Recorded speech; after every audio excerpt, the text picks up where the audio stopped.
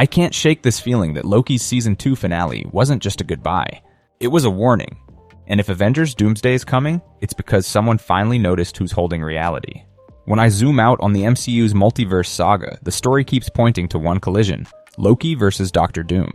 Not because they're the flashiest names on a poster, but because they sit at the very center of the machine.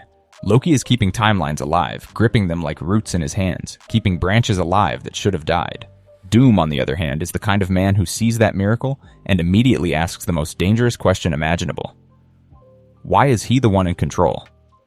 That's the heart of the rumored leak I've been seeing discussed lately. This isn't just heroes versus villain. This is a power struggle over the operating system of existence. Loki is the multiverse's life support. Doom is the man who believes life support should come with a steering wheel, and he thinks he's the only one qualified to drive. And the more I think about it, the more I realize Doomsday isn't the moment the multiverse breaks. It's the moment the multiverse gets claimed. Because when the world is falling apart, people don't just look for someone strong. They look for someone certain. And Doom is certainty with a mask on. The rumor says Doom enters like a hero, and honestly, I believe it. Doom doesn't think he's a villain. He believes he's the solution no one deserves, but everyone needs. I imagine his first scenes during a multiversal emergency. Incursions ripping space, neighborhoods flickering, skies splitting into wrong colors. Doom arrives calm, precise, and competent. He saves civilians. He stabilizes a breach. And he speaks like a ruler offering protection, not like a monster demanding worship. But that's what makes it so dangerous, because it'll feel good to trust him. In the middle of fear, when heroes are confused and governments are useless, Doom will look like the only person who has a plan. And I think the movie will want us to believe him, at least for a little while. He'll talk about saving the multiverse as if it's his responsibility. He'll act like he's doing what the Avengers can't. And in his mind, he'll be telling the truth. Doom will genuinely try to save it, until he realizes saving it means accepting limits. And Doom does not accept limits. The second he understands the multiverse can't be preserved without sacrifice, he'll decide sacrifice is for other people. Meanwhile, Loki's finale recontextualizes everything.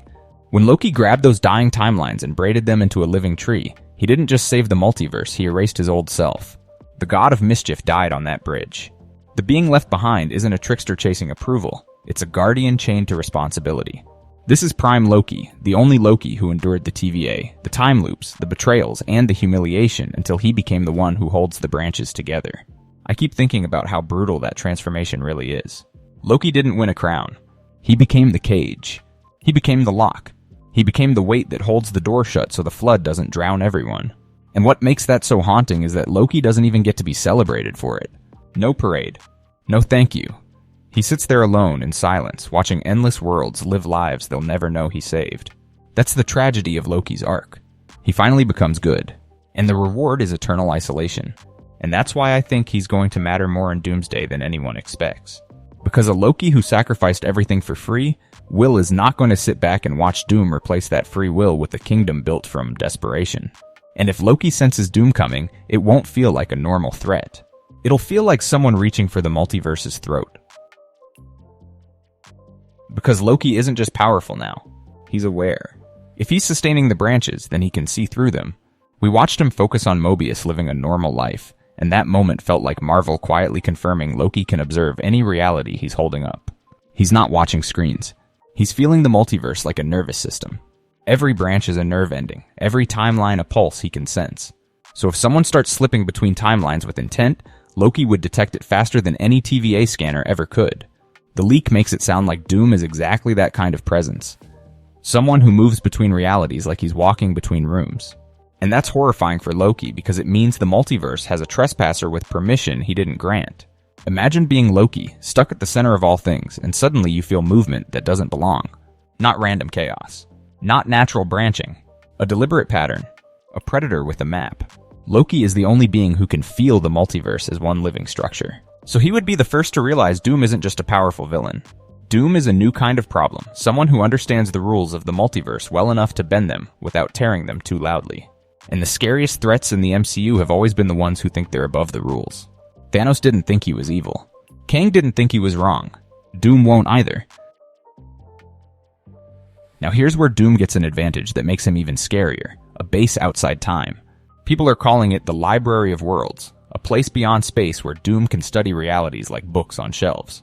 If Doom hides there, Loki can't see him because Loki's awareness is tied to the branches he's sustaining. That detail matters. It means Doom isn't just moving, he's hiding between moves. He has a place to plan where the multiverse's guardian can't look. But the moment Doom steps into a living timeline, Loki feels it. It's like someone stepping onto a floorboard in a house Loki is trying to hold together. One step is enough for the whole structure to creak. And I love that idea from a storytelling perspective because it turns Loki into the multiverse's alarm system, but it also makes him helpless in the worst way. Loki can sense Doom, but he can't leave his throne. He can't chase him. He can't confront him like an Avenger would. Loki is locked in place, a god reduced to a watchtower, forced to observe danger approaching without the ability to physically stop it. That sets up such a perfect tension. Doom becomes the thief moving through rooms. Loki becomes the security camera screaming silently into the void. And if Doom is smart enough to step back into the library when he needs to vanish, he can poke the multiverse again and again, forcing Loki to panic in slow motion. And this is where Loki's problem becomes personal. The rumor suggests Doom doesn't rush straight at Loki. He gathers pieces first. And one of the first pieces he reaches for is Thor. That detail hit me hard because Thor isn't just another hero on a roster, he's Loki's last connection to the life he sacrificed. Loki can pretend he's beyond emotions, but the moment Doom approaches Thor, Loki's calm becomes alarm. Thor's the brother Loki betrayed and loved. He's the one person who would make Loki's sacrifice feel like it meant something. And if Doom tries to pull Thor into his orbit, Loki will see it as a line being crossed. I keep imagining Loki watching this happen through the branches like someone watching a storm approach a house they can't leave. Loki can't scream. He can't run. He can only think. And that's where it becomes terrifying because Loki thinking is dangerous. Loki planning is lethal. Loki has always been most powerful when he's cornered. And now he's cornered forever. The rumor suggests Doom then reaches for Captain America and the Fantastic Four, and at that point it stops looking like random recruitment. It starts looking like Doom is building a narrative. Not just an army and image. A cast of heroes standing beside him so that when he finally makes his move, the multiverse won't just accept it. It'll beg for it. There's even a detail floating around about the Fantastic Four's ship arriving with a lineup that sounds impossible. Thor, Doom, and Captain America together. I can't confirm it, but the implication is what matters. Doom wants legitimacy, the multiverse to see a savior, not a conqueror. If he engineers the right disaster, history writes his name in gold.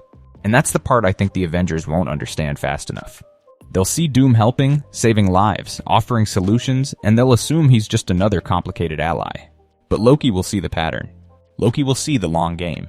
Because Loki has lived through kings and tyrants and conquerors, and he knows the most dangerous ones don't arrive wearing skulls. They arrive wearing hope. Doom will make people feel safe right before he makes them dependent. And once dependency becomes normal, rebellion becomes impossible. That's Doom's true power. Not just technology. Not just magic. The ability to turn survival into consent. If Doom can position himself as the one man who can stop the collapse, then the multiverse will hand him the keys without realizing it's signing its own chains. And Loki, watching helplessly, will realize something chilling. Doom isn't trying to defeat the Avengers. He's trying to replace them. He's trying to become the concept of hero in a universe that's too scared to argue. So Loki does what he can do from the center of the storm. He doesn't swing a hammer. He doesn't portal into battle. He starts assembling. This is where the Avenger Prime idea becomes more than a comic reference Loki building a multiversal team to counter Doom across realities. And when I heard the rumored names, Deadpool, Wolverine, X-23, Tobey Maguire's Spider-Man, I started connecting the dots. These aren't random cameos. They're survivors. They're characters shaped by broken timelines, tragedy, and chaos. They're the kind of fighters who don't freeze when the rules change. And think about the symbolism of those picks. Deadpool is the guy who breaks reality like it's a joke, which means he might survive reality breaking for real. Wolverine is pure endurance, a man who keeps walking when the world ends. X-23 is a weapon raised in pain who learned to become human anyway. And Tobey's Spider-Man? He's the version of Spidey who feels like a ghost of another era, someone who already knows what it's like to lose everything and still stand up. Loki doesn't need perfect heroes. Loki needs stubborn ones. Heroes who won't bow to Doom's peace. Heroes who won't be seduced by a story where safety matters more than choice. And I can totally see the TVA playing a role here too, not as villains, but as rescue workers extracting people from collapsing branches, pulling survivors into safe zones, turning chaos into evacuation routes. Suddenly, the TVA becomes Noah's Ark, and Loki is the storm. Quick pause. I've been enjoying my FlexiSpot E7 standing desk. I've tried standing desks that wobble if you type too hard, but the E7 feels rock solid. Dual motors, heavy build, and it can lift up to 440 pounds. I tested it by pushing it hard, and it stayed steady. It also comes with a long warranty, which matters if you're actually using it daily. If you're hunting for a desk upgrade, the link is in the description. Now back to Loki and Doom, because this is where the leak gets so interesting it almost feels illegal. The conflict isn't just physical, it's ideological. It's two different kinds of saving, and the MCU has never been better than when it lets villains make sense. When it lets them sound right. Doom will sound right. Loki will sound paranoid. And that's how Doom wins hearts before he wins wars. But Loki has one advantage Doom doesn't account for. Loki doesn't need people to love him anymore. Loki already gave up the need for applause. He gave up the need for worship. Doom still craves the world kneeling, even if he calls it gratitude. Loki doesn't want anyone kneeling. Loki just wants them alive. Because the biggest twist in this rumored leak is the idea that Loki might be causing some of the chaos on purpose. Not out of cruelty, out of calculation. A controlled crisis. At first that sounds evil, until you remember what Loki is now. A guardian watching a system already failing. Incursions are happening. Reality is tearing. Worlds are collapsing into each other. Loki can feel every tremor. So what if he's triggering smaller collisions early, on his terms, to get the right champions into the right places before everything collapses anyway? I know how cold that sounds. Like Loki playing chess with human lives. But if you're Loki and you're holding infinite worlds at once, you might realize something horrifying. You can't save them all. Not forever. You can only choose how they fall. And that's where Loki becomes terrifying in a different way than Doom. Doom is a tyrant who wants control.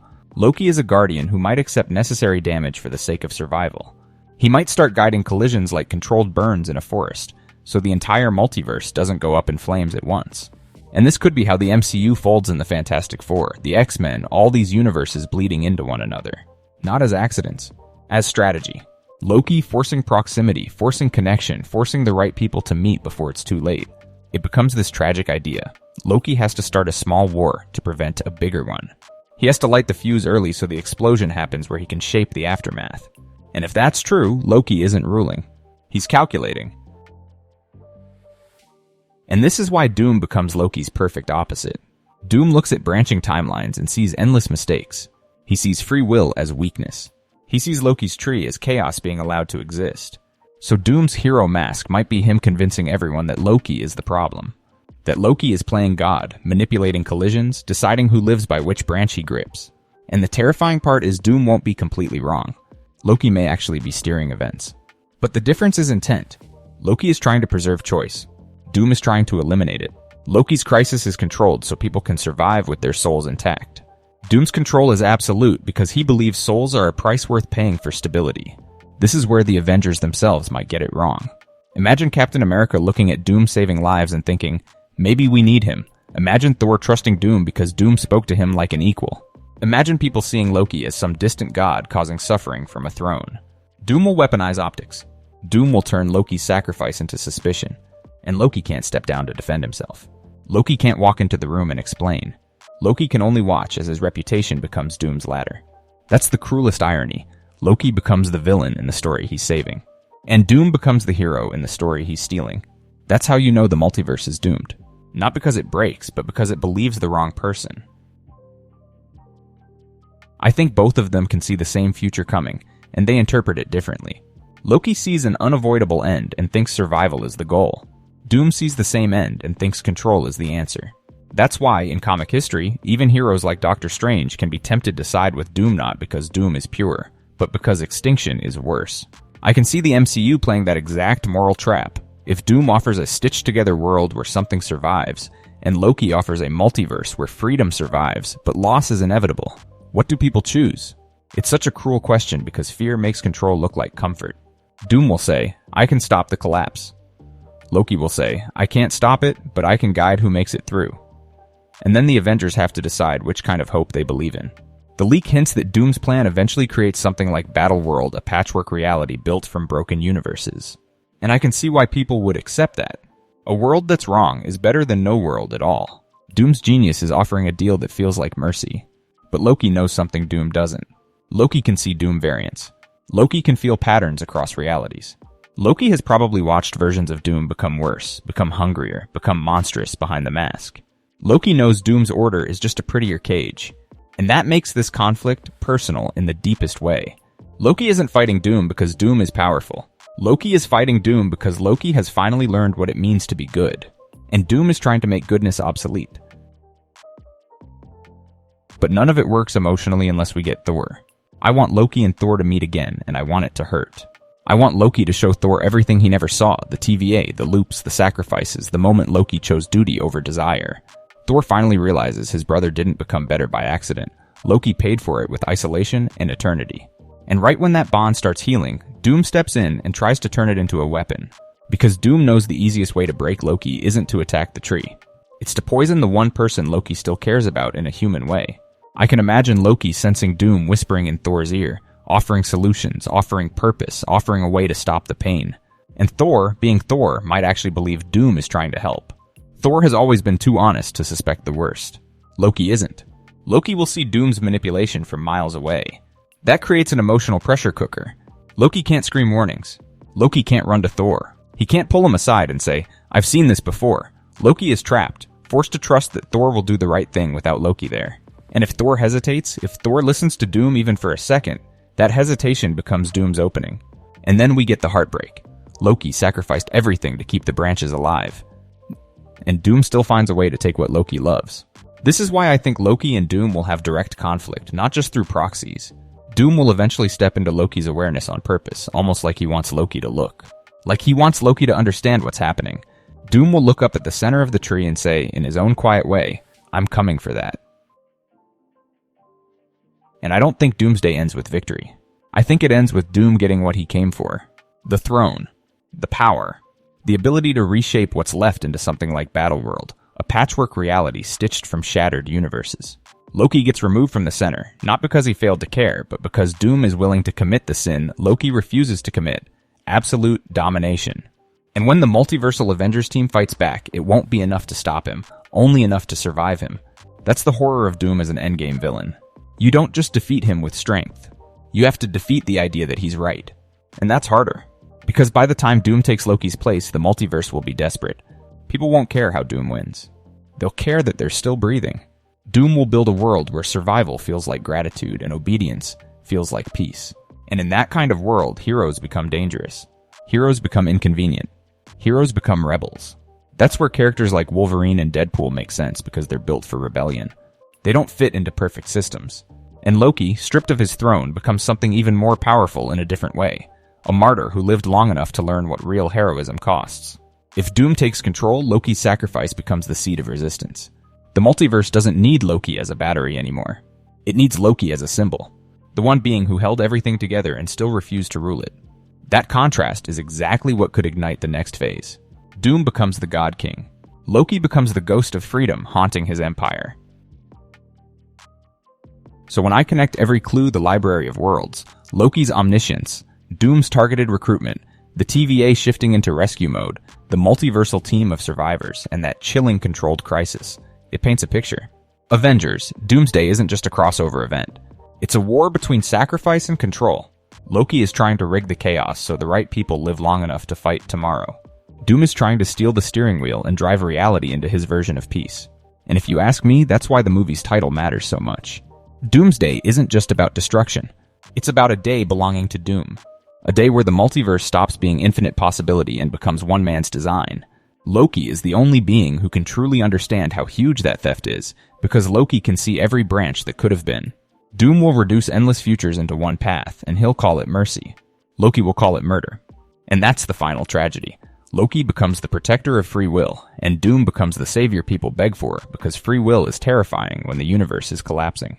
If the Avengers are fighting in Doomsday, they're not just fighting to win. They're fighting to prove the multiverse should stay messy, complicated, painful, and free.